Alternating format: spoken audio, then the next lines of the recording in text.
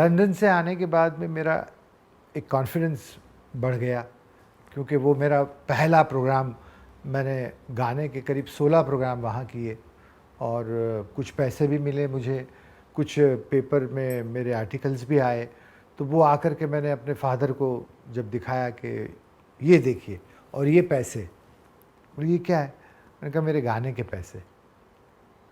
और फिर जब उन्होंने पेपर पढ़ा, जब सीडी सुनी उन्होंने, तो बड़े खुश हुए, कह रहे भाई वाह, तुमने तो करके दिखाया, चलो अब मैं तुम्हें सिखाना शुरू करता हूँ। Then he was convince. फिर उन्होंने मुझे सिखाना शुरू किया और ये मार्च अप्रैल की बात है।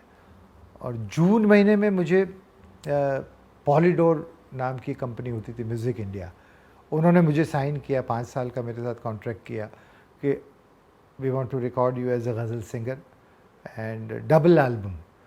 तो मेरे लिए ये बहुत ही बड़ी बात थी कि I was the first artist जिसकी डेब्यू डबल एल्बम से हुए। उन दिनों रिकॉर्ड्स आती थी, तो 2 रिकॉर्ड्स थी जिसमें 16 गज़लें थी। और क्योंकि ये होता है कि नए आर्टिस्ट की रिकॉर्ड्स कम बिकती हैं, तो इसलिए वो सिंगल ही बनाता है। लेकिन मेरी पॉपुलैरिटी इतनी थी एज अ तबला प्लेयर, तो कंपनी वालों ने जो है मेरा डबल एल्बम बनाया और उसमें गाया भी मैंने था, तबला भी मैंने बजाया था। तो जो रिकॉर्ड का जो आर्टवर्क था, उसमें एक तरफ मैं हारमोनियम लेके बैठा हूँ और सामने के फोल्डर पे मैं तबला बजा रहा हूँ। तो ये भी शायद पहली बार हुआ होगा इंडिया में।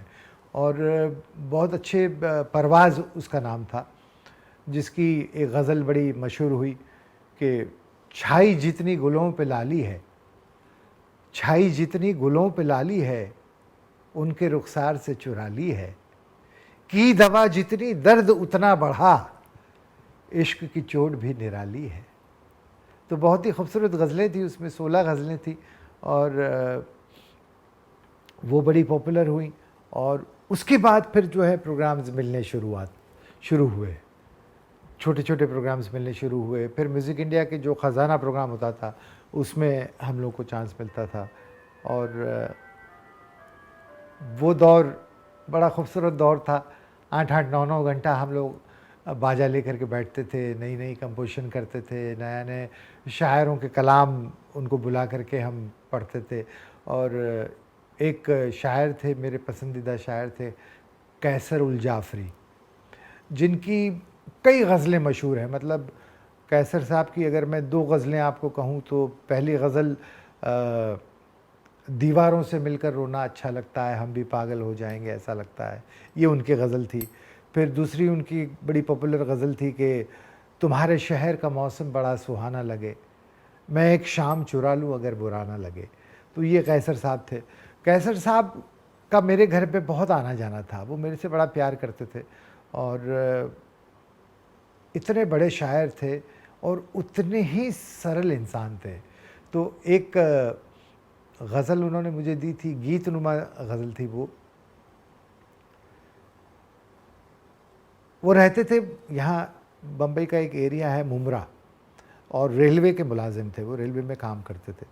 तो सुबह जब घर से वो निकले तो सब ठीक था और शाम को जब वो वापस घर पहुँचे तो उस एरिया में राइट्स हो गए थे, कर्फ्यू लग गया था और सब शटर डाउन थे, उनको भी पुलिस की लाठी वाठी पड़ी, उनको भी कहीं छुपना पड़ा। मतलब तो वो बड़े ऐसे ही सॉफ्ट होते हैं शायर लोग, तो वो बड़े घबरा गए। और वहाँ उन्होंने ये गज़ल का पहला जो मतला उन्होंने कहा कि बस्ती में है वो सन्नाटा जंगल मात लगे, कि जंगल तो सन्नाटा होता ही है, खौफनाक होता है, लेकिन यहाँ बस्ती का सन्नाटा उसको भी मात कर रहा है। तो बस्ती में है वो सन्नाटा जंगल मात लगे, शाम ढले भी घर पहुँचूँ तो आधी रात लगे। और इसमें शेर देखिएगा कि मुट्ठी बंद किए बैठा हूँ कोई देख न ले, कि चांद पकड़ने घर से निकलूं और जुगनू हाथ लगे। खत में दिल की बातें लिखना अच्छी बात नहीं, खत में दिल की बातें लिखना अच्छी बात नहीं, घर में इतने लोग हैं जाने किसके हाथ लगे। तो बहुत ही खूबसूरत शायर थे, बहुत ही खूबसूरत उनकी शायरी हुआ करती थी। तो वो दौर जो है वो बड़ा ऐसा दौर है जो आज भी नज़रों के सामने उतना ही ताज़ा है। गज़ल में क्योंकि मैंने गज़लों के साथ अपने जीवन की शुरुआत की एज़ अ तबला प्लेयर, तो गज़ल से मुझे एक ख़ास मोहब्बत थी और गज़ल ने ही सहारा दिया। गज़ल की उँगली पकड़ के हम लोग जवान हुए, गज़ल का दामन पकड़ के हम कई बार रोए और हमें रोज़ी रोटी जो भी मिली है वो गज़लों की वजह से मिली है। तो गज़ल और मेरा बहुत ही गहरा रिश्ता है और शायर जहाँ न पहुँचे रवि वहाँ पहुँचे कवि।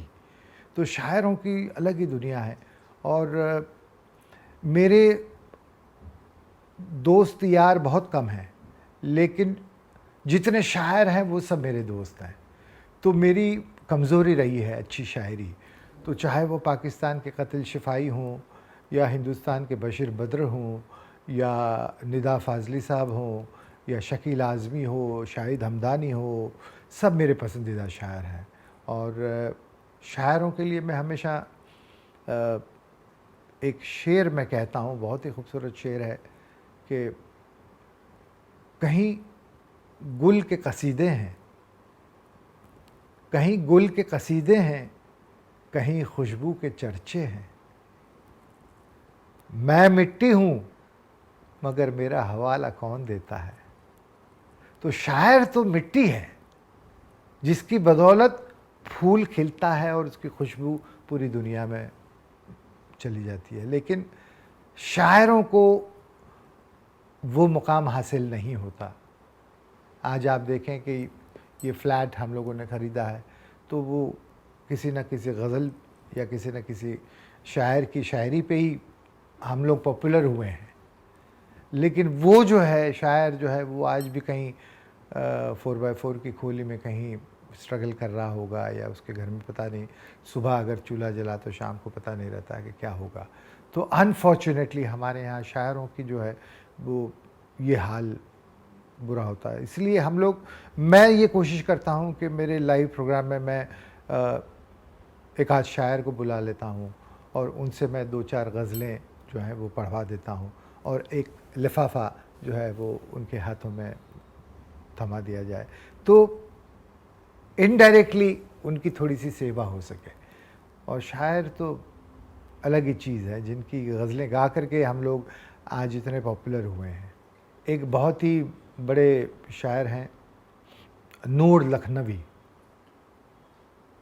उनकी एक गज़ल है कि वो महबूब के होंठों की तारीफ़ कर रहे हैं कि महबूब के होंठ इतने रसीले हैं जैसे शराब का छलोछल भरा हुआ प्याला। ये थॉट है। वो कहते हैं कि वो लब के जैसे सागरे सहबा दिखाई दे, वो लब के जैसे सागरे सहबा दिखाई दे, जुम्बिश जो हो तो जाम छलकता दिखाई दे, जुम्बिश जो हो तो जाम छलकता दिखाई दे। और ये शेर देखिएगा कि कैसी अजीब शर्त है कि दीदार के लिए, कैसी अजीब शर्त है कि दीदार के लिए आंखें जो बंद हो तो जलवा दिखाई दे। कैसी अजीब शर्त है कि दीदार के लिए आंखें जो बंद हो तो जलवा दिखाई दे। और दरिया में यूं तो होते हैं कतरे ही कतरे सब, कतरा वही है जिसमें कि दरिया दिखाई दे। तो बहुत ही रोमांस की मतलब हद है। ये ऐसे लोग थे जिन्होंने दुनिया को ऐसा ख़जाना दिया है।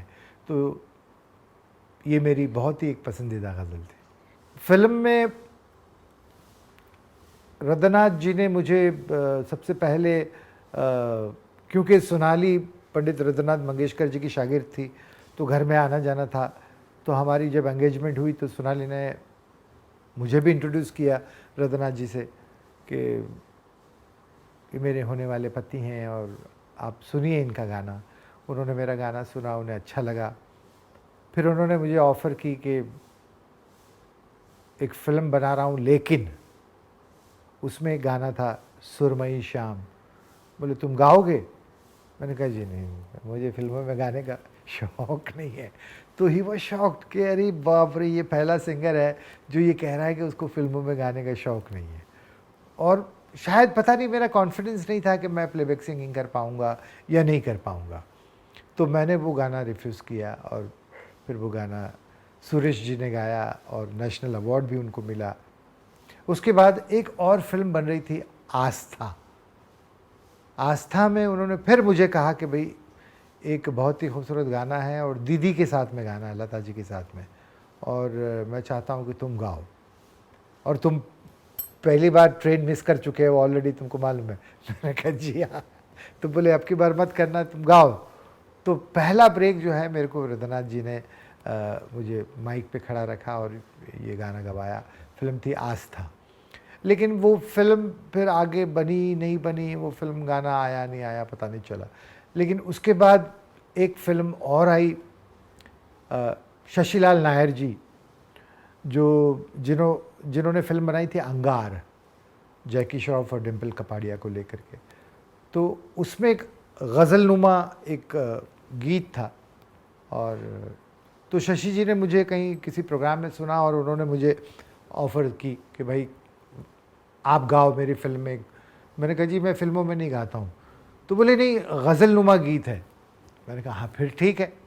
और बोले दीदी के साथ में है, लक्ष्मीकांत प्यारेलाल जी का म्यूज़िक है, और आनंद बख्शी जी का लिखा हुआ है, और जैकी श्रॉफ और डिम्पल कपाड़िया पे ये पिक्चराइज़ होगा। तो मेरे लिए तो मतलब चारों तरफ से ऐसा था कि पाँचों उंगली घी और सर कढ़ाई में। तो मैंने वो गीत गाया, कितनी जल्दी ये मुलाकात गुज़र जाती है, प्यास बुझती नहीं और बरसात गुज़र जाती है, ये गीत गाया। लेकिन अनफॉर्चुनेटली ये गीत भी फिल्मों में नहीं आया, फिल्म में ये गीत भी नहीं आया। कुछ कारण से वो गाने की शूटिंग नहीं हो पाई और फिल्म रिलीज़ कर दी गई, तो इसका भी बेनिफिट मुझे नहीं मिला।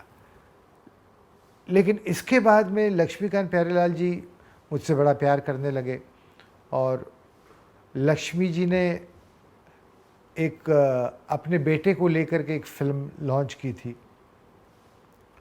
उसका मुहूर्त सॉन्ग जो है मेरे से गवाया उन्होंने। वो भी फिल्म जो है 2-3 रील बन के डायरेक्टर के साथ झगड़ा हो गया, वो फिल्म भी चली गई, तो मेरा कुछ हो नहीं रहा था। फिर एक फिल्म यश जौहर जी बना रहे थे, जो करण जौहर जी के फादर थे, गुमराह, जिसमें संजय दत्त और श्रीदेवी और महेश भट्ट उसके डायरेक्टर थे। लक्ष्मीकांत प्यारेलाल का म्यूज़िक था, आनंद बख्शी जी का लिरिक्स। उसमें 2 गाने जो हैं मुझे गाने का मौका मिला। मैं तेरा आशिक हूँ, तुझसे इश्क करना चाहता हूँ, ये गाना मेरा पहला जो स्क्रीन पे आया, और वो गाना बड़ा पॉपुलर हुआ। और उसमें और एक गीत था, दुनिया किस्मत और खुदा दुश्मन बन जाए तो क्या, ये भी गाना बहुत अच्छा लगा लोगों को। उसके बाद भट्ट साहब की एक और फिल्म आई, नाजायज़, जो नसीरुद्दीन शाह और अजय देवगन थे उसमें कुमार शानू के साथ में एक गाना अनु मलिक जी ने मुझे गवाया, बरसात के मौसम में तन्हाई के आलम में मैं घर से निकल आया, बोतल भी उठा लाया, ये भी गाना बड़ा पॉपुलर हुआ। तो फिर धीरे धीरे काम मिलना शुरू हुआ, काम मिलते गया। लेकिन फिर भी कुछ म्यूज़िक डायरेक्टर मुझे as a ghazal singer refuse करते थे कि नहीं भाई गज़ल, तुम तो गज़ल सिंगर हो, और प्लेबैक सिंगिंग अलग चीज़ है, गज़ल सिंगिंग अलग चीज़ है। तो वो मुझे काम नहीं देते थे। लेकिन जैसे मैंने कहा कि बॉर्डर का वो गीत, तो चलूं और संदेश से आते हैं, ये जब रिलीज़ हुए तो इसके बाद फिर सारे म्यूज़िक डायरेक्टरों ने जो है मुझे अपनाया। इस गाने से जो है गज़ल सिंगर और प्लेबैक सिंगर के बीच में एक बॉर्डर थी जो मैंने क्रॉस की, और इसका सारा क्रेडिट मैं इसके डायरेक्टर जो हैं, my favourite director JP Dutta ji, उनको मैं देना चाहता हूँ। क्योंकि उनकी पहली फ़िल्म जो हमने देखी थी वो थी ग़ुलामी, और ग़ुलामी फ़िल्म देखने के बाद में I was dying to meet him. मुझे ऐसा लगा कि वाह क्या डायरेक्टर है, क्या फ़िल्म बनाई है, कैसा राजस्थान को खूबसूरत शूट किया है।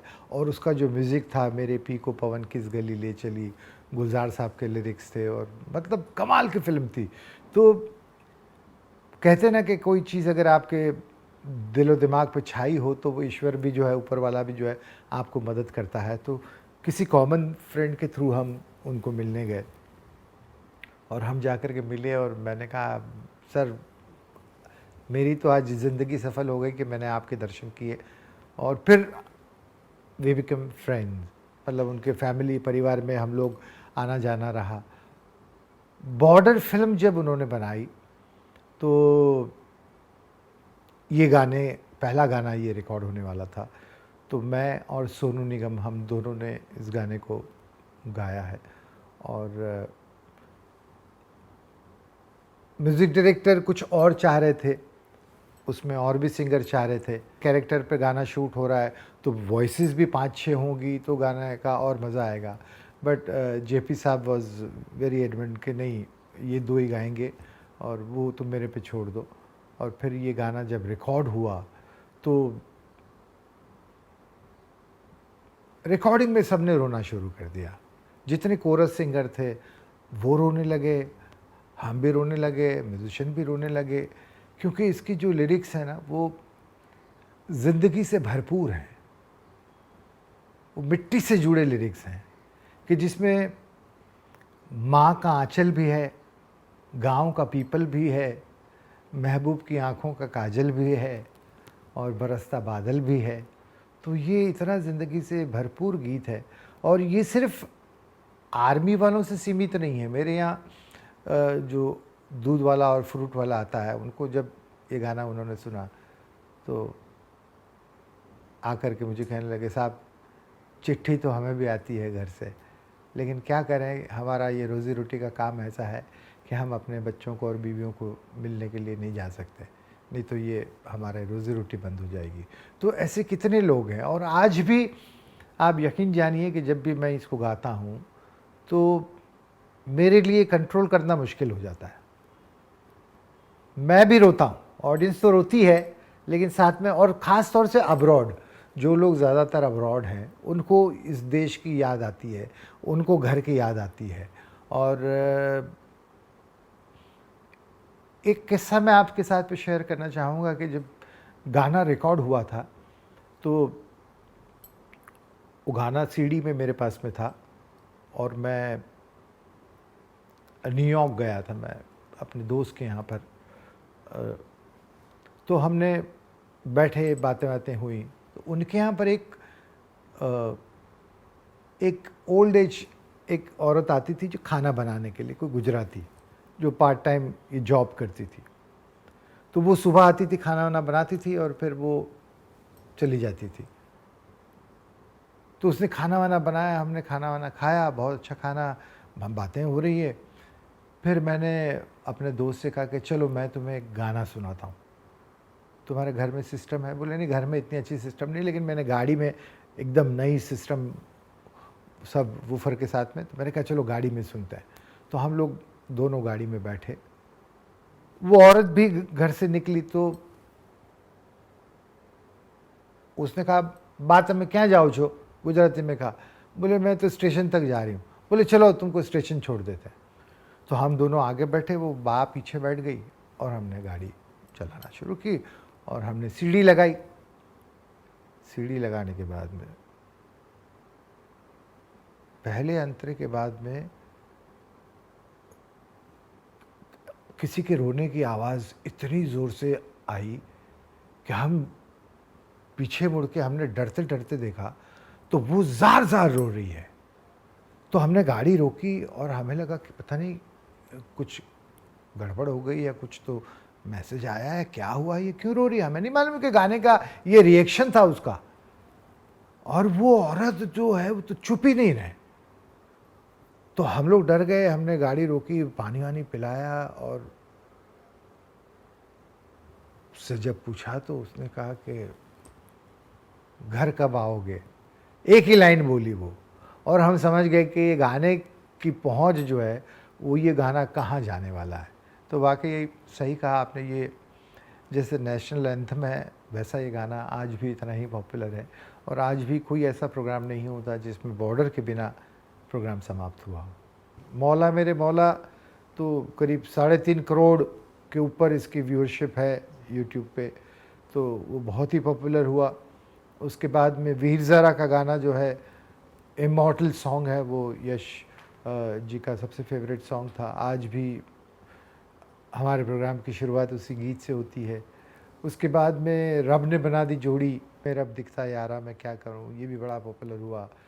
उसके बाद में एक साउथ के हैरिस जयराज करके म्यूज़िक डायरेक्टर हैं, उन्होंने एक गाना मेरे से एक्सपेरिमेंट तौर पे गवाया, रहना है तेरे दिल में, दिल को तुमसे प्यार हुआ, जो बहुत ही यूथ ओरिएंटेड गाना था, जो मेरी स्टाइल से बिल्कुल अलग गाना था।